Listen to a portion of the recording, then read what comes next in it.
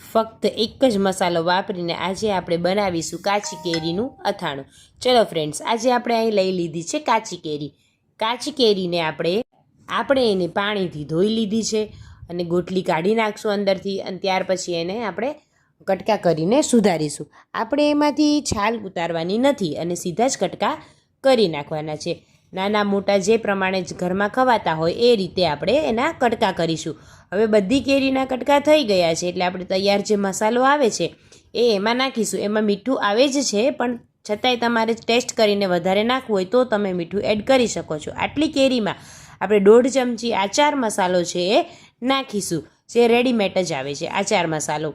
હવે આચાર મસાલો નાખ્યા બાદ આપણે એને એકદમ હલાવી નાખીશું। હલાવી અને સરસ મિક્સ કરી દઈશું। મિક્સ થયા બાદ આપણે એને થોડીવાર સાઈડમાં મૂકી દઈશું અને ઢાંકી દઈશું।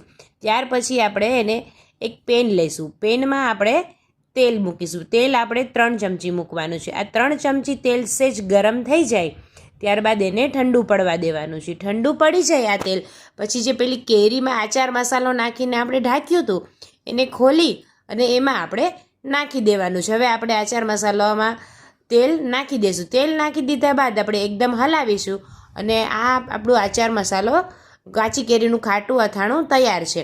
આ અથાણું છે એ આપણે ફ્રીજમાં 15 દિવસ રાખી શકાશે અને તાજું ખાઈ શકાશે। જો તમને મારી રેસીપી ગમી હોય તો લાઇક, શેર એન્ડ સબસ્ક્રાઈબ કરજો અને આ રેસીપી ઘરે ટ્રાય કરીને બનાવજો। આ તમને રોટલી, થેપલા જોડે, સવારે ચા જોડે પણ ખૂબ જ સરસ લાગે છે।